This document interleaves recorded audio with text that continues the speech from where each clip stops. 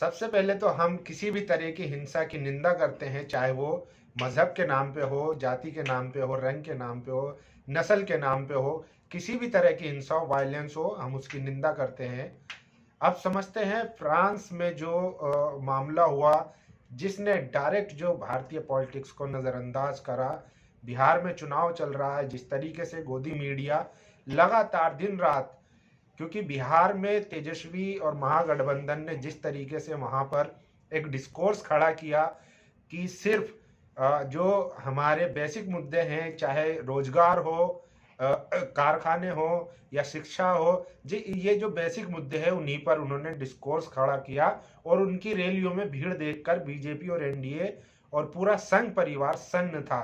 जिसके बाद फ्रांस में एक इंसिडेंट होता है, उसके बाद गोदी मीडिया अपने काम पे लग जाता है।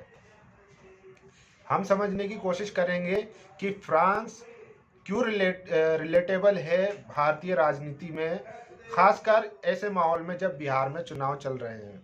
उसके बाद जो भारतीय मीडिया, गोदी मीडिया ने जो अपना रूप दिखाया और जिस तरीके से बिहार में चुनाव चल रहे हैं, वहाँ को फिर से फ्रांस को लेकर वहाँ पर मोड़ने की कोशिश की जा रही है। तेजस्वी यादव और महागठबंधन जिस तरीके से वहाँ पर मजबूती के साथ दिख रहा था, अब उसको इन्फ्लुएंस करने की कोशिश हो रही है। चाहे कहीं भी किसी भी तरीके का वायलेंस हो, नहीं होना चाहिए, हम उसकी निंदा करते हैं। लेकिन जब यूपी में दलित प्रधान के शोहर को, यानी कि उसके पति को मार दिया जाता है जाति के नाम पर, तब गोदी मीडिया की आवाज नहीं खुलती। गुजरात में दलित एक्टिविस्ट जो महेश्वरी थे, बामसेफ से जुड़े हुए, उनकी हत्या कर दी जाती है क्योंकि वो ब्राह्मणवाद के खिलाफ बोलते थे और अपनी हक की लड़ाई लड़ते थे। उनकी हत्या कर दी जाती है, उस पर किसी का मुंह नहीं खुलता। अभी हाल ही में आपने देखा होगा, तनिष्क का एक छोटा सा ऐड आया था, उससे लोगों की भावनाएं आहत हो गई, जबकि उसमें ऐसा कुछ नहीं दिखाया गया था जिसमें देवी देवताओं का अपमान हो, बल्कि जो भाईचारा था, जो सेकुलरिज्म था, जो आपसी भाईचारगी थी, उसको दिखाया गया था। उसके बाद इनकी भावनाएं आहत हो जाती हैं। वहीं हमने देखा था कि पद्मावत जब फिल्म आई थी, जो कि एक कैरेक्टर था एक महारानी का, उसको लेकर पूरे देश में जिस तरीके से तोड़फोड़ हुई थी, उस पर इनकी भावनाएं आहत हो जाती है। लेकिन दूसरे की भावनाएं आहत होना इनके लिए मायने नहीं रखता। तो ये तो रही दूसरी बात। अब जिस तरीके से जो लिबरल लोग हैं, जो अपने आप को सो कॉल्ड सेक्युलर बोलते हैं, प्रोग्रेसिव बोलते हैं, उनका जब चेहरा सामने आया है, वो बहुत ही खतरनाक है, खासकर उन समाज के लिए जो दबा कुचला है। एक बात तो ये तय है कि अगर कोई भी है, चाहे वो सेक्युलर हो या प्रोग्रेसिव हो या कम्युनिस्ट हो, लेफ्ट हो, कांग्रेस हो, बीजेपी हो, बीएसपी हो, चाहे कोई सी भी पार्टी हो, उन दो, अगर वो सत्ता के खिलाफ है, जो सरकार के खिलाफ है, जरूरी नहीं कि वो दलित, SC ST OBC और माइनॉरिटी के साथ भी हो।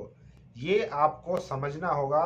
और इसके बिना जब तक आप इन चीज़ों को नहीं समझेंगे, तो भारत की राजनीति में क्या चल रहा है, कौन आपके वोट ले जा रहा है, ये नहीं समझ पाएंगे। अब जिस तरीके से लोगों का आने लगा है, पूरा एक इंसिडेंट से पूरी कम्युनिटी को, हालांकि मामला दूसरे देश का है, उसके बाद भारतीय मुसलमानों पर ऐसे थोपा जा रहा है कि जैसे भारत के मुसलमानों ने ये गुनाह किया हो, इस कृत्य में शामिल हो। लगातार सोशल मीडिया पर जिस तरीके से लिखा जा रहा है कि मुसलमानों को अब चाहिए कि वो अपने आप को मॉडर्नाइज करें और इतनी छोटी चीज़ों से या पोस्टर से भावनाएं कैसे आहत हो सकती हैं। तो उनके लिए बता दूं, गौरी लंकेश, जिन्होंने मैगजीन में जो लगातार लिखती थी, वो भी ब्राह्मणवाद के खिलाफ लिखती थी, उनकी हत्या कर दी गई। तब किसी ने अपनी जबान नहीं खोली। पंसारे जो थे, वो भी ब्राह्मणवाद के खिलाफ लिखते थे, बोलते थे, और गोलबर्गे जो लिखते थे, वो भी ब्राह्मणवाद के खिलाफ बोलते थे। उनकी हत्याएं हो गई भारत में, लेकिन उसके खिलाफ न किसी ने लिखा, न किसी ने उस धर्म को या उस समाज को दोषी ठहराया, बल्कि शांति के साथ उसको दबा दिया गया।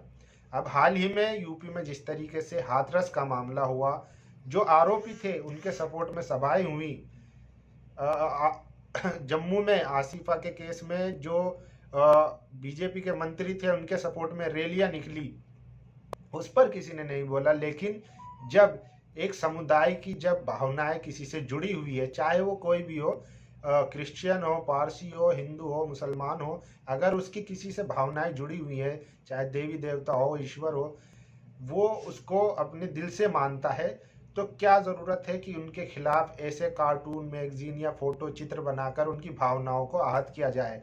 बहस तो ये होनी चाहिए थी कि जो यूरोप का फ्रीडम ऑफ स्पीच है, उस पर होनी चाहिए थी कि फ्रीडम ऑफ स्पीच कहाँ तक है जब सामने वाले की भावनाएं आहत हो जाती है। मिसाल के तौर पर आप ऐसे समझिए कि मैं अपने एक मीटर के दायरे में अपना हाथ घुमाता हूँ, ठीक है, अगर वहाँ कोई नहीं खड़ा है, ऐसे मिसाल के तौर पे, तो ये मेरी आज़ादी है। और अगर मैं ये हाथ जब घुमा रहा हूँ, अगर वो किसी के लग जा रहा है जो मेरे पास खड़ा हुआ है, तो ये मेरी आज़ादी नहीं होगी, क्योंकि मेरी आज़ादी से किसी को दर्द हो सकता है। तो ये समझने की ज़रूरत है। यूरोप का भी यही मामला रहा है फ्रीडम ऑफ स्पीच के मामले में।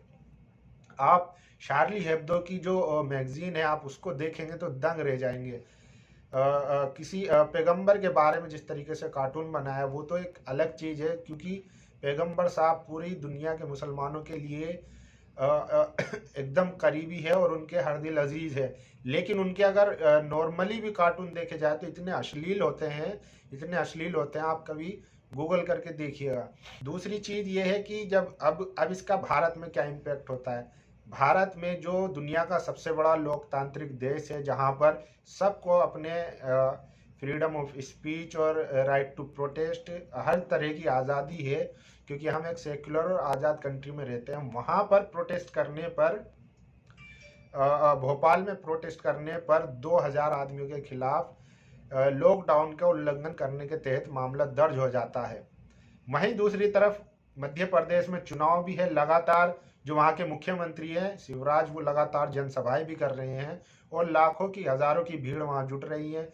बिहार में तमाम रैलियां हो रही हैं, वहाँ पर कोई भी लॉकडाउन का उल्लंघन करने पर किसी पर कोई एफआईआर नहीं होती है। एफआईआर होती है तो सिर्फ जो मुस्लिम है वो उनके प्रोटेस्ट करने पर। अब इसमें सबसे बड़ा अहम रोल है मीडिया का। मीडिया ने जिस तरीके से डिबेट और कवरेज की है, उससे आप समझ सकते हैं कि जो प्रोटेस्ट हुआ था कि कट्टरवाद के खिलाफ, कब होगी जंग, कब फ्रांस मॉडल भारत में लागू होगा। तो भारत में जो मुसलमान हैं वो कभी भी कट्टरवाद नहीं रहा, या कहीं भी मुसलमान कट्टर नहीं रहा है। कुछ लोग होते हैं जो अपनी बेवकूफ़ी के चलते पूरे लोगों को, कम्युनिटी को बदनाम करते हैं। उनका हर मुसलमान, चाहे भारत का हो या कहीं का भी, उसको कंडेम करता है और उसका कभी भी साथ नहीं दिया। जबकि हमने देखा है कि दूसरे समुदाय में किस तरीके से आरोपियों के और बलात्कारियों के और मर्डर, जो हत्याएं करते हैं, और जो टेररिज्म के एक्ट में जो जेल में काट के आ चुके हैं, उन तक को संसद तक पहुंचा दिया गया। तो ये समझने की ज़रूरत है। जितने भी मैंने एग्जाम्पल दिए हैं, तनिष्का हो, चाहे तनिष्का ऐड हो, या पद्मावत का ऐड हो, और चाहे गौरी लंकेश की हत्या हो, चाहे दाभोलकर की हत्या हो, चाहे पानसारे हो, इन सबको भी किसी ने मारा था और वो भी किसी धर्म को फॉलो करते थे। लेकिन उस वक्त किसी ने ये नहीं कहा कि इस धर्म को छोड़ दो या इस धर्म में कमियां हैं, बल्कि उसको दबा दिया गया, क्योंकि बात अपने पर थी। तो ये बात समझने की है और आप लोगों को समझना पड़ेगा। और इसमें मीडिया का सबसे अहम रोल ये हो गया है कि अब इसको किस तरीके से बिहार चुनाव में बनाया जाए, क्योंकि बिहार की जनता ने तय कर लिया है कि वो किसी भी हद तक जो उन्होंने लॉकडाउन में झेला, जिस तरीके से 1500, 17 2,000 किलोमीटर से पैदल चल के आए, रास्ते में मर गए, किसी के बाप मर गया, किसी की माँ मर गई, भूखे प्यासे, वो लोग, अब उन्होंने तय कर लिया है कि वो बिहार की जो सत्ता है, जो किसको चुनने जा रहे हैं। इसी के डर से पूरा ये मीडिया मैनेजमेंट किया जा रहा है और पूरे देश में एक कम्युनल टेंशन क्रिएट की जा रही है, ताकि माहौल को फिर से हाई करके वोट को बटोरा जा सके। जबकि फ्रांस का मामला फ्रांस देखे और भारत का मामला भारत के लोग देखेंगे। तो ये चीज़ है, ये चीज़ें जो है समझने की है। चाहे वो बिहार असेंबली इलेक्शन हो या यूपी के उपचुनाव हो, चाहे मध्य प्रदेश का उपचुनाव हो, चाहे बंगाल में आने वाला हो, तो लोगों को समझना होगा कि उनके मुद्दे क्या है। क्या वो रोजगार पे वोट देंगे, शिक्षा पे वोट देंगे, या एजुकेशन पे वोट देंगे, या हिंदू मुसलमान के नाम पे वोट देंगे। तो आपको तय करना है कि आपको क्या चाहिए। अच्छा फ्यूचर, भविष्य, स्कूल, अस्पताल, रोजगार, कारखाने, या सिर्फ हिंदू मुसलमान की कम्युनल टेंशन, दंगे, राइट, जिसमें दोनों समुदाय का नुकसान होता है और सिर्फ जो सत्ता में बैठे हैं लोग उनको फ़ायदा मिलता है। दिल्ली हमारे सामने बड़ा एग्जाम्पल है। हाल ही में जिस तरीके से यहाँ पर दंगा हुआ, दोनों तरफ से लोगों का नुकसान हुआ, जाने गई, लेकिन फ़ायदा किसको हुआ? तो उसको हुआ जिसने मौजपुर चौक पर खड़े होकर लोगों को भड़काया था, जिसने पूरे महीने एक लगातार हेट कैंपेन चलाया गया ताकि लोगों को सबक सिखाया जा सके। तो आप लोग समझदार हैं, और आप लोग की क्या प्रतिक्रिया है? जो पूरा फ्रांस का भारत के संदर्भ में जो पूरा एपिसोड चल रहा है, जो डिस्कोर्स खड़ा किया जा रहा है, उस पर आप लोग क्या सोचते हैं? आपकी राय बहुत अहम है, अपनी राय जरूर दीजिए। धन्यवाद। नेशनल दस्तक की आपसे गुजारिश है कि अगर इसको बचाना चाहते हैं तो नेशनल दस्तक को सब्सक्राइब करने के लिए रेड कलर के सब्सक्राइब बटन को दबाएं, फिर बेल आइकन की घंटी दबाएं।